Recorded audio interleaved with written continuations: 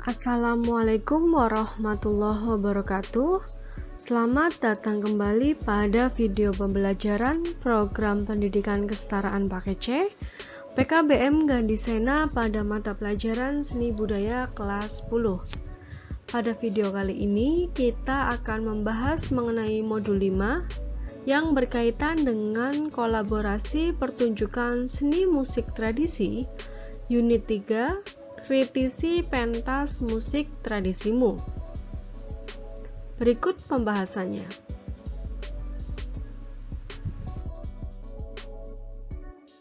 Unit 3, kritisi pentas musik tradisimu. Kritik pentas musik tradisi adalah tinjauan ilmiah beserta suatu introspeksi atau mawas diri dan refleksi atau permenungan jujur mendalam. Kritik membongkar penampakan pertunjukan seni musik tradisi sehingga ditemukan kebenaran dan nilai-nilainya di balik kenyataan yang kelihatan atau diketahui. Kritik yang baik bisa membantu memandang kenyataan secara lebih jernih, lebih cermat, dan membuka cara pandang baru yang memberikan energi untuk berkembang. Kritik yang baik membentangkan prospek masa depan yang lebih terang dan lebih jelas. Kritik yang sehat memberikan daya kekuatan untuk bergerak dinamis memasuki peluang melampaui cakrawala harapan lama sebelumnya. Kritik yang berbobot membantu mengenyam nilai-nilai kehidupan yang terkandung dalam seni musik tradisi yang diperlukan untuk perubahan diri menjadi lebih baik. Kekuatan dan kehandalan kritik tidak selalu pada kerumitan tinjauannya. Makin sederhana, ringkas, dan bersahaja, kebenaran beserta nilai-nilai kebaikannya semakin nyata dan mudah dicerna.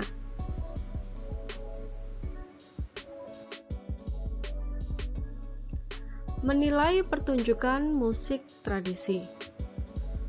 Menilai pertunjukan seni meliputi beberapa hal, yaitu objek yang dinilai, cara menilai, penilai, dan alat ukur penilaian beserta cara menilainya. Yang pertama yaitu objek penilaian. Objek yang akan dinilai bisa keseluruhan proses penyelenggaraan atau hanya sebagian. Penilaian keseluruhan meliputi seluruh proses mulai dari persiapan hingga penyelesaian, termasuk manajemen penyelenggaraannya.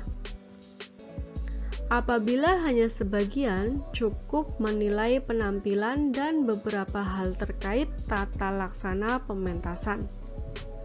Objek penilaian bisa dalam bentuk besaran pokok penilaian, misalnya materi musik, pemain, properti, penataan acara demi acara, kenyamanan mengikuti pentas, dan sebagainya.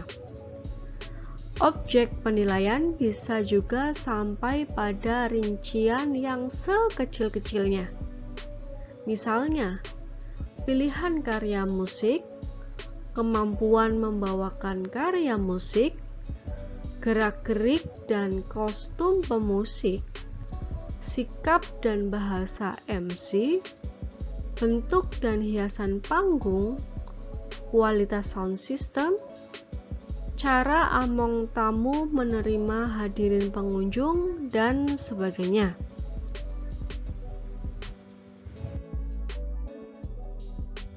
Berikutnya, cara menilai pertunjukan musik tradisi. Berdasarkan tingkat tuntutan keberhasilannya, ada dua model penilaian keberhasilan pertunjukan.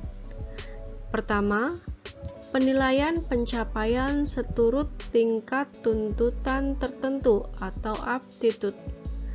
Penilaian keberhasilan dengan batas tingkat tuntutan ini bersifat relatif, yaitu tergantung tingkatannya.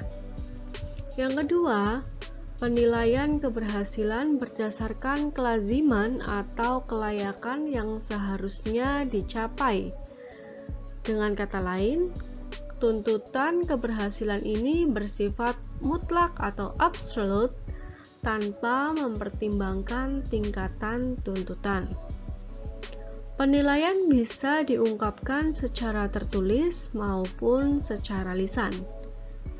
Penilaian secara tertulis dilakukan dengan menggunakan lembar penilaian yang diisi oleh responden, baik secara tertutup maupun terbuka. Penilaian lisan dilakukan dengan wawancara. Karena responden bebas berpendapat, perlu pedoman wawancara agar wawancara tidak melantur ke pembicaraan yang tidak menghasilkan pendapat penilaian.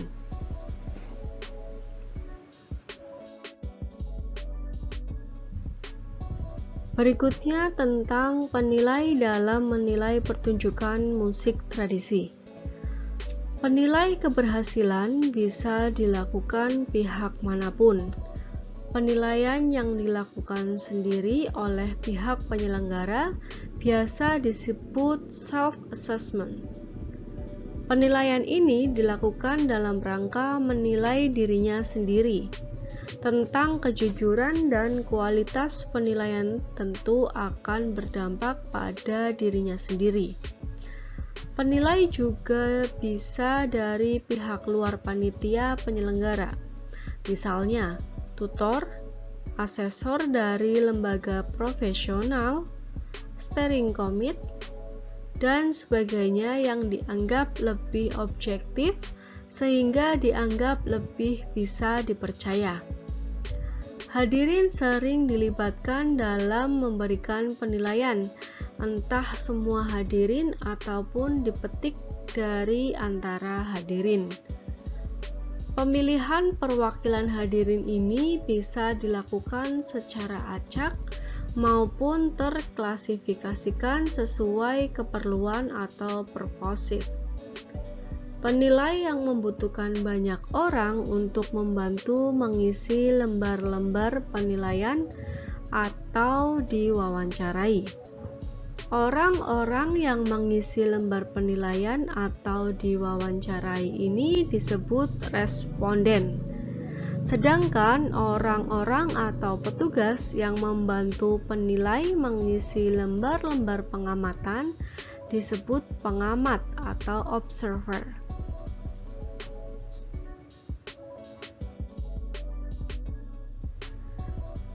Berikutnya ada alat ukur penilaian dalam menilai pertunjukan musik tradisi. Alat ukur penilaian yang digunakan untuk menilai bisa disusun sendiri, bisa juga disusun pihak lain di luar penyelenggara. Alat ukur penilaian ini sering disebut instrumen penilaian. Secara garis besar ada data kualitatif dan data kuantitatif. Data kualitatif berupa uraian tertulis atau uraian lisan. Instrumen uraian tertulis disebut dengan instrumen terbuka. Responden mengisi instrumen penilaian ini dengan cara menuliskan pendapatnya pada lembar instrumen secara bebas sesuai pertanyaan yang harus dijawab atau pernyataan yang harus ditanggapi. Adapun instrumen uraian lisan biasa disebut sebagai pedoman wawancara. Petugas mewawancarai responden berdasarkan pedoman wawancara. Isi wawancara ditulis langsung atau sekalian direkam. Baru kemudian rekaman tersebut ditranskrip secara tertulis. Instrumen terbuka juga bisa berupa pedoman pengamatan. Petugas pengamat melakukan pengamatan Berdasarkan pedoman pengamatan, kemudian menuliskan hasil pengamatan sesuai hal-hal yang dimaksud dalam pedoman pengamatan.